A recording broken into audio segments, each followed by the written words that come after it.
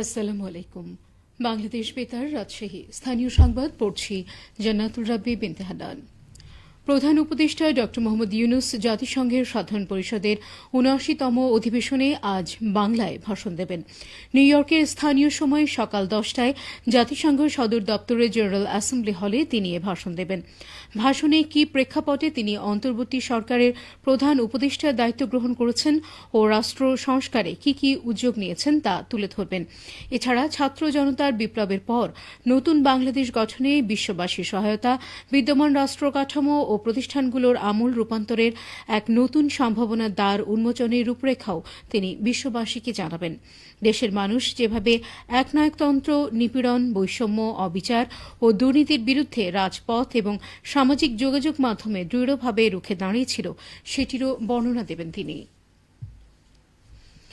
দেশের ১২টি city corporation ও ৩৩২টি পৌরসভার কাউন্সিলরদের অপসারণ করে প্রজ্ঞাপন জারি করেছে সরকার।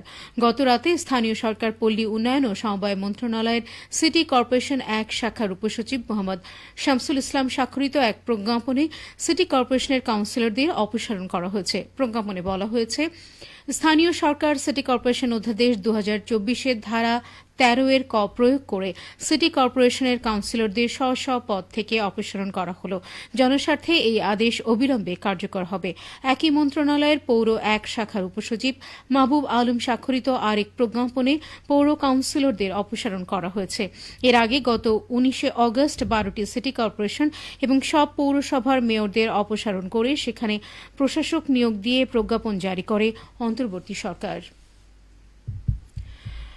রাজশাহী মহানগরবাসীকে শতকরা ১০ ভাগ রিবেটে হোল্ডিং কর পরিশোধে বিশেষ সুযোগ গ্রহণের আহ্বান জানিয়েছে রাজশাহী সিটি কর্পোরেশন। গতকাল রাশিকের এক সংবাদ বিজ্ঞপ্তিতে এই আহ্বান জানিয়ে বলা হয়, যে সকল হোল্ডিং মালিকগণ এখন পর্যন্ত পৌর করের বিল পাননি, তাদের নিজ নিজ ওয়ার্ড কার্যালয়ে ৩০ সেপ্টেম্বরের মধ্যে যোগাযোগ করে কর পরিশোধ করে এই সুবিধা গ্রহণ করার জন্য বিশেষভাবে অনুরোধ করা হয়। মহানগরবাসীর সুবিধার্থে আগামীকাল নগর ভবনের ৩০৬ নম্বর রুমে পৌরকর পরিশোধ করা যাবে। রাজশাহী মহানগরীর শহীদ নাজমুল হক বালিকা উচ্চ বিদ্যালয়ের বার্ষিক ক্রীড়া ও সাংস্কৃতিক পুরস্কার বিতরণী অনুষ্ঠিত হয়েছে। গতকাল বিদ্যালয় হলরুমে আয়োজিত অনুষ্ঠানে প্রধান অতিথি ছিলেন রাজশাহী বিভাগীয় কমিশনার ও সিটি কর্পোরেশনের প্রশাসক ড দেওয়ান মোহাম্মদ হুমায়ুন কবির। বক্তব্যের শুরুতে প্রধান অতিথি বৈষম্য বিরোধী ছাত্র আন্দোলনে শহীদদের প্রতি শ্রদ্ধা জ্ঞাপন ও আহতদের দ্রুত আরোগ্য কামনা করেন। অনুষ্ঠানে নারী শিক্ষার গুরুত্ব আরোপ করে তিনি বলেন, কঠোর পরিশ্রম ও অধ্যাবসায়ের মধ্য দিয়ে জীবনে সফলতা অর্জন করতে হবে। শিশুদের মেধা ও মননশীলতার বিকাশের লক্ষ্যে লেখাপড়ার পাশাপাশি ক্রীড়া অনুশীলনের প্রতি গুরুত্ব আরোপ করেন তিনি।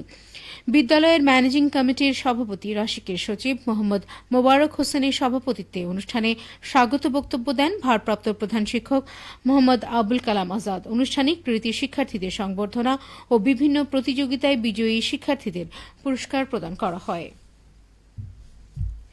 পর্যটন শান্তির সোপান, এই প্রতিপাদ্য নিয়ে নাটোরে বিশ্ব পর্যটন দিবস পালন করা হচ্ছে। দিবসটি উপলক্ষে আজ জেলা প্রশাসকের সম্মেলন কক্ষে এক আলোচনা সভার আয়োজন করা হয়।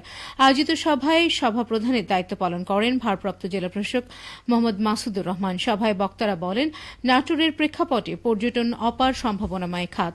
এই সম্ভাবনাকে কাজে লাগাতে রানী ভবানী রাজবাড়ী, উত্তরা গণভবন, চলন বিল, হালতি বিল সহ জেলার সকল পর্যটন স্থানগুলোকে পর্যটন বান্ধব করে তুলতে হবে।